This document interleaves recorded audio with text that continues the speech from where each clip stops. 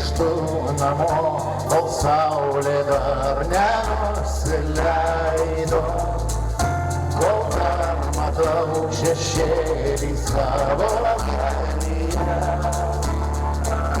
Nenusibrauksiu prakaito sūraus veido ir nebandysiu atsidurti pakelėje. Nenusibrauksiu prakaito sūraus veido ir nebandysiu atsidurti pakelėje. Labas, Arvydai. Žiauriai smagu matyti. Kągi, mes Arvydą Vilčinską pažįstame ne tik tai kaip Lietuvos atgimimo ir sąjūdžio dainių, bet ir kaip tolimųjų reisų sunkvežimio vairuotoją, kuris, kiek žinau, bent jau 8 metus liktai po visą Ameriką skersai išilgai, taip kad teko paragauti tos duonos, matyti visą virtuvę iš vidaus. Tai šiandien, Arvydai, norėčiau ir sužinoti galbūt daugiau, kad pasidalintum su žiūrovais įspūdžiais tiesiog. Na, ir kokie skirtumai galbūt yra Europoje ir Amerikoje, žinai.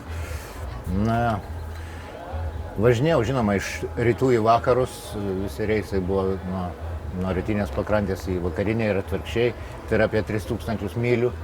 Tai čia metam, išvažiavai kartą ir visus metus? Na, dažniausiai mėnesiui, nors mano ilgiausias reisas tai buvo 58 dienos, tai yra beveik 2 mėnesiai. Žinoma, važinėjau po gražiausias Amerikos vietas, kadangi aš dirbau įmonėje, kuri perkraustų žmonės. Tai yra ten, kur jie nori gyventi, ne iš sandėlio į sandėlį, kaip kiti vairuotojai, kad važinėja. Žinoma, tų įspūdžių yra. Kokie jie iš jų domina? Man tai, žinai, įdomus tas jausmas, koks pirmo reiso jausmas. Kada pirmą kartą išvažiuoji į reisą, žinokit, toks... viskas neaišku, nieko nežinai, man atrodo, tokia baimė, dabar 3000 mylių reikia nuvažiuoti. Tai buvo įdomu, nes vienas dalykas yra išlaikyti egzaminą.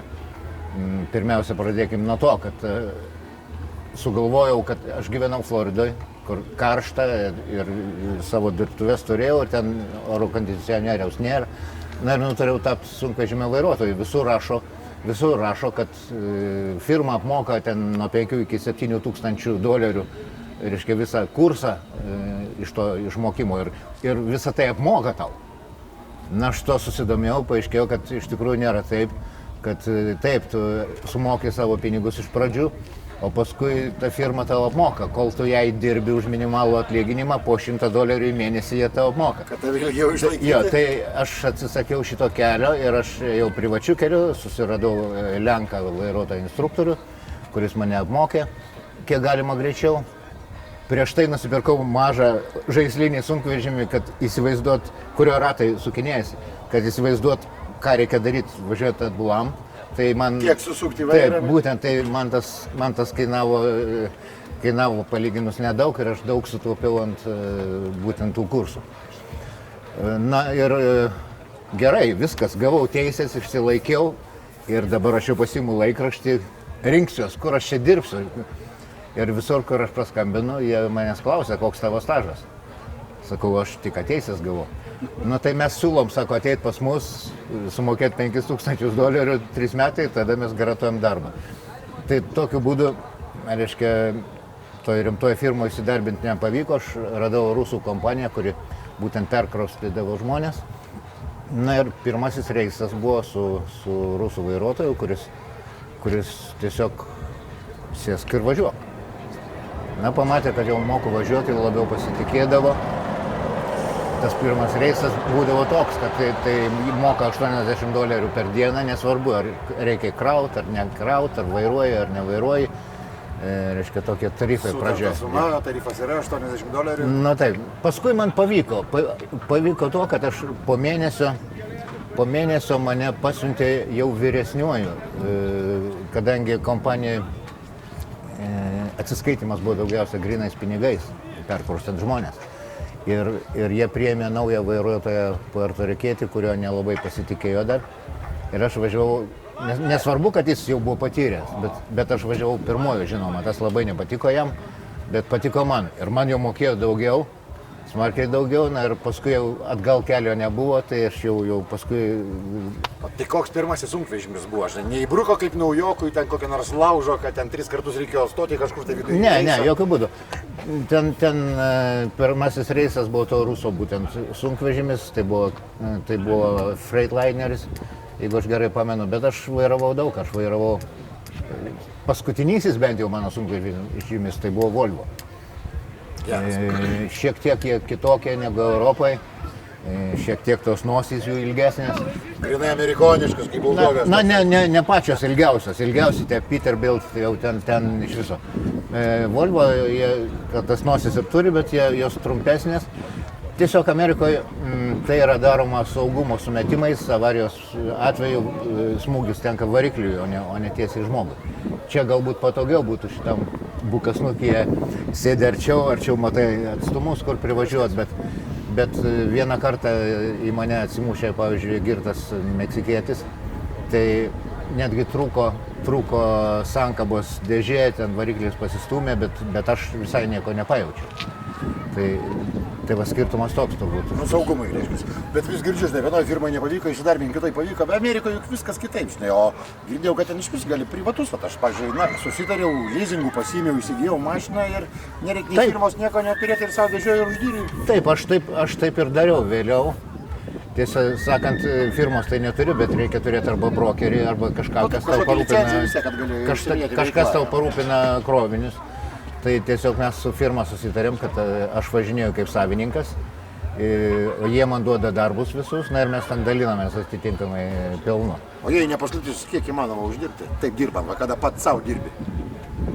Kažkur, jeigu normaliai dirbi, labai nepersistengdamas, tai $10 000 per mėnesį lieka tau jau grinai uždarbis, atskaičius visus dalykus. Išlaidas, visus mokesčius. Uždirba ir 12, o šiaip paprastas vairuotojas, jeigu jis tik pradeda, na, tai jis kažkur gauna $2,500 turbūt. Bet jis neturi jokių pareigų, jam viskas yra įsakoma, jam galvoti nereikia, jis važiuoja taip, kaip jam pasakyta ir panašiai. Tai yra žmonių, kurie gyvena sunkvežimiuose, pasidarė didžiulės kabinas, didesnės negu įprasta dvigubai. Kada iš šono žiūri ją, tai jinai ir išpiešta, didelė, ilga, atrodo, kad tai namas ant ratų, ten gali diskotekas tikriausiai daryti.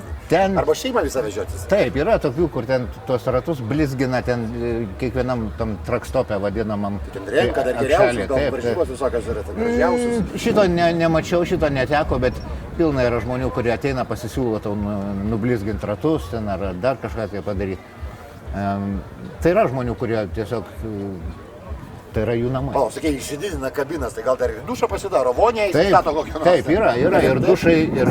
Kabinoje?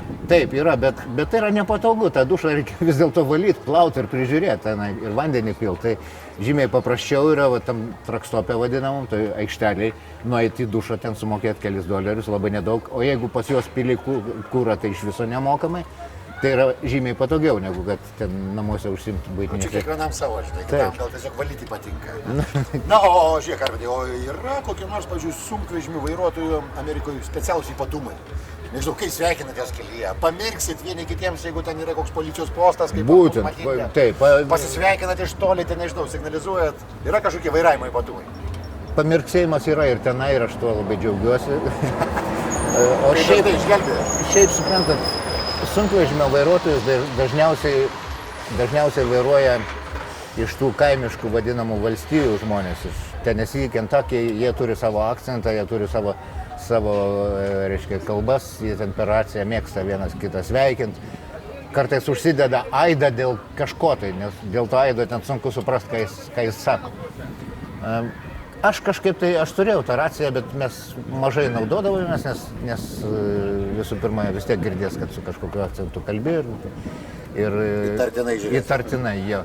Jeigu susirinkdavo mūsų kompanijos vairuotojai ten vienoje vietoje, na tai visko būdavo ir pašvesdavom vakare kartais ten keli sunkvežimiai, pavyzdžiui, apledėjęs kelias neįmanoma važiuoti. Žinai, kad nevažiuosi dar visą dieną, visą parą negalėsi vairuoti. Tai visko ten, bet aš kai nerūkiau, tai aš ten jų kompanijoje ten sunkiai pritapdavau. O yra kokios rūbų, muzikos mados? Galbūt, žinai, kažkokias dainas dainuoja, būtinai kaubojišką kepurį reikia turėti, ar Ne. batai, ar diržo saktis, kažkokia didelė sufūra pavaizduota.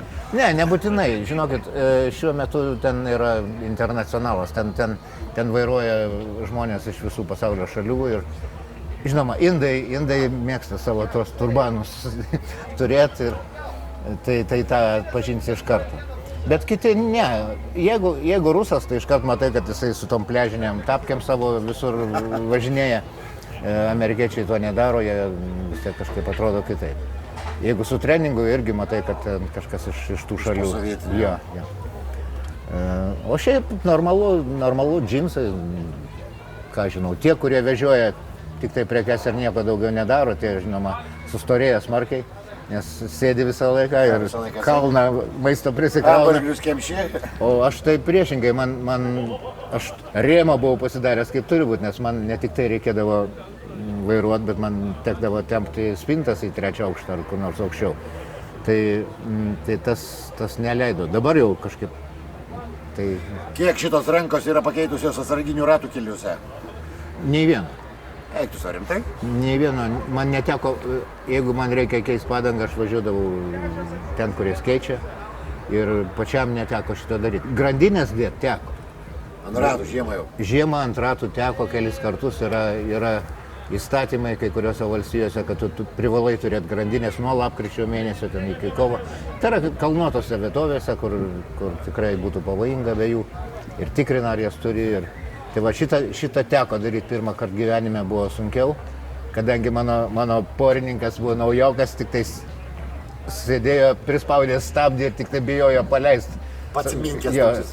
nesvarbu, kad aš jau ten pakišęs po ratais ten grandinės dar kažką, kad jis ten tikrai nenuslys, bet vis tiek. Tai va teko keisti pačiam vidurį nakties ir tai nėra labai malonus dalykas. Įsivaizduoju, kad tai tikrai nėra va. Nu ir pabaigai, tai galbūt tada kokį nors ryškiausią, įdomiausią prisiminimą iš Amerikos kelių. New Yorkas, žinoma, ten buvo sunkiausia, ypač kai sunkvežimiai važiuodavo iki rugsėjo 11 dienos, iki tų įvykių ten. Nes man tekdavo į Manhattaną, į New Yorko centrą važiuoti. Ir ten, įsivaizduokit, gatvėje vienpusis eismas, o aš turiu iškraut daiktus. Nuvažiuoju pas šeimininką, atsiskaitai, turi 15 minučių, kol išplės policija. Paskui mane stovi mašinos, pipsi, bet nekreipi dėmesio. Reiškia, tada apvažiuoji kvartalą, vėl turi 15 minučių. Ir šitaip kelis kartus. Tai tokie dalykai. Na, nežinau, yra buvę atveju, kai... Tai čia vargas, aš klausiu apie nuotykius, kokius ryškius, žinai, kad Nuotykis... paėmė pakeleivį kokį ar pakeleivę ir Ne, dirbo, ką nors apvogė ir pabėgo. Arba atvirkščiai. Pakeleivį neimdavau. pavyzdžiui. Žinokit, man labiausiai patiko turbūt kaip plojo man. Aš važiavau tokį posūkį reikėjo išimti, ten mašinų pilna, labai siaura visur ir čia lauko kavinė ir visi žiūri, kas dabar bus. Tils ar netils? O mano tas traileris vadinamas 53 pėdų, pats ilgiausias, koks tik tai leidžiama tenai. Tai, na ir kai aš išlaviravau pro tą posūkį, netgi neatkeldamas tų mašinų, būna, kad reikia atkelinėti. Tai tiesiog ta visa lauko kavinė, reiškia, tie lankytojai visi ploja, tai jaučiau malonumą, kad kažką darau gero. Arvydai, ir aš to paplosiu.